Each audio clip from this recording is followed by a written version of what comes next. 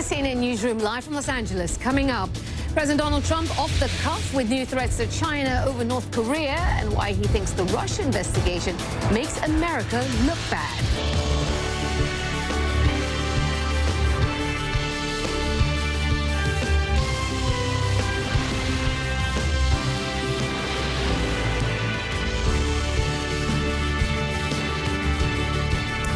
U.S. President Donald Trump appears to be embracing the Russia investigation. He spoke to the New York Times on Thursday while on vacation in Florida. And despite calling it a witch hunt in the past, if the president is to be taken at his word, it would now appear his only concern about the probe is, quote, that it makes the country look very bad and it puts the country in a very bad position. So the sooner it's worked out, the better it is for the country. Mr. Trump also took a swipe at Jeff Sessions, his attorney general, saying that he should not have recused himself from overseeing the probe. He implied he was unhappy that Sessions was not protecting him.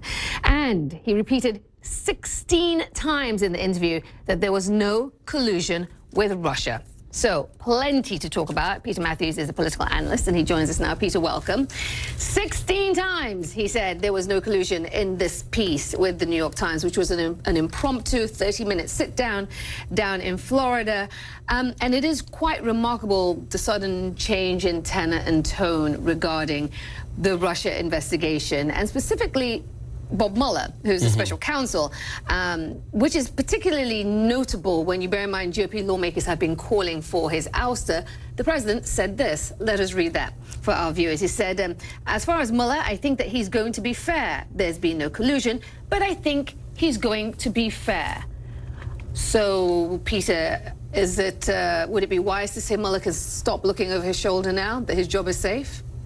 You never know with President Trump, because what he says and what he really means can be two different things a lot of the time. And when he says something like that, I would be very, very careful, even more careful. And I think he's protesting too hard. He's saying 16 times. That tells you something, doesn't it, to a certain extent? So I think this is the beginning stages still. I mean, this investigation is going to go much further than what he thinks. He thought it would be over by, what, December? January? He said that. We've had different wishful thinking on his part. No, there seems to be a lot of leads coming up here and a lot more to look at, and I think President Trump should be concerned about things. And I'd say he should leave the investigation alone and just do his job as president. One thing he did say in the interview was that, you know, he didn't have a problem that the investigation was underway, and, you know, in the end it would be a good thing because his base is so much stronger for it. Is that true? Do we see that in the data, that his base is stronger? Because some would argue that if you look at some parts of the data, it's softening. Yeah, if you look at his base as those who voted for him, which would be 46%, he's down to 32% approval rating, Aisha, 32%. So he's actually lost part of that base. But the most firm part of the base, of course, is fighting back and saying, digging in and saying, this is our president, and we don't believe anything about the fake news and all that. So he's right about that base, but the base is shrunk to where it doesn't even really give him a real foundation for the next election or anything else. And it would appear from his actions and words that his focus is not on expanding that number. Unlike what most presidents do when they come in. If they come in with 43%, like Bill Clinton first did, he expanded it to 49% by reaching out to other groups, Republican women in the suburbs. President Trump should have been doing that all along, but that's not his modus operandi. He just doubles down and he says, I think he's also very defensive about having lost the popular vote to Hillary Clinton. That's right, because that comes up again in this piece. Absolutely. He relitigates, if you will, the election. Constantly. And then he says it's because of the Electoral College. He played it really smart. He knew how to handle it, and that's all that counts. And also, he was very concerned about the fact that the electoral vote, you know, is the only vote that counts, but he didn't get the popular vote, because what that means is that he did not get a mandate. And he's already worried, also angry about the media questioning his legitimacy if there was Russian interference. Which that's the other part we have to talk about. Which is the other part, and he seems to lay the blame squarely for this Russia investigation at the doorstep of the Attorney General.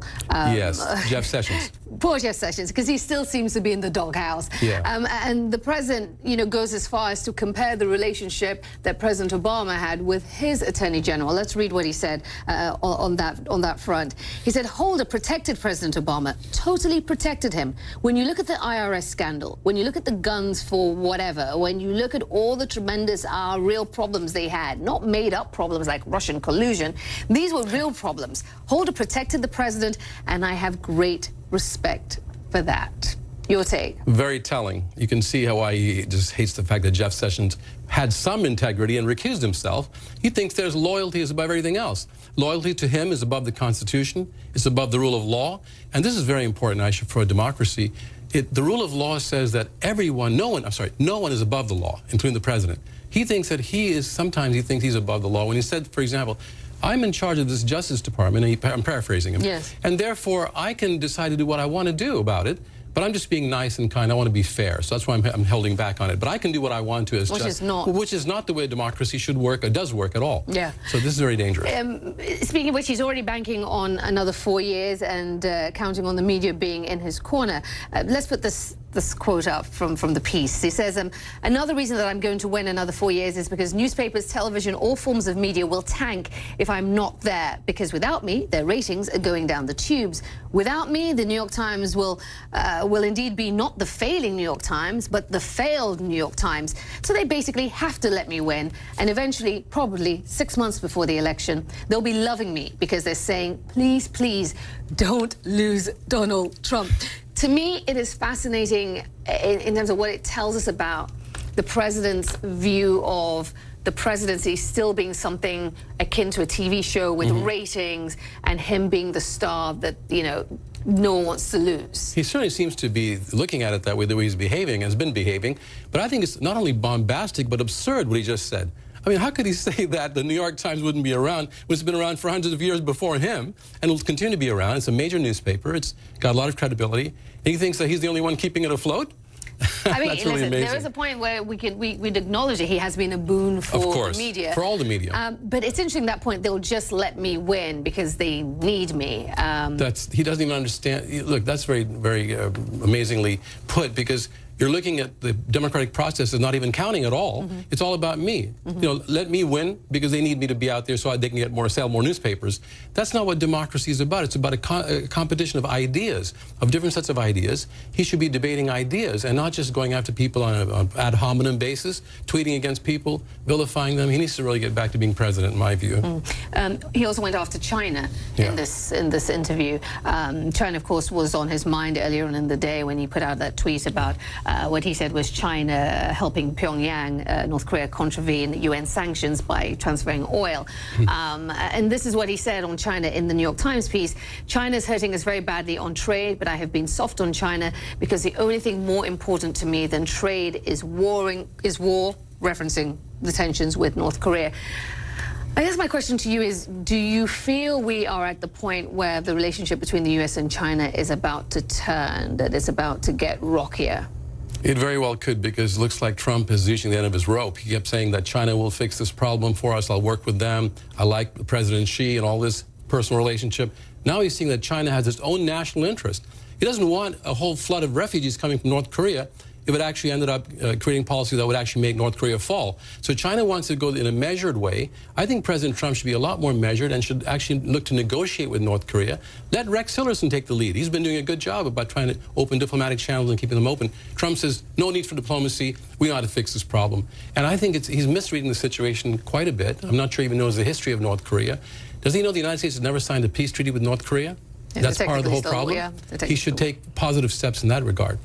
Well, some would say that Rex Tillerson is in that doghouse with Jeff Sessions, so I'm not sure about pushing him out front. That's a good point. That is what they would say. Yeah. Peter Mathews, appreciate it. Thank you very much. My pleasure.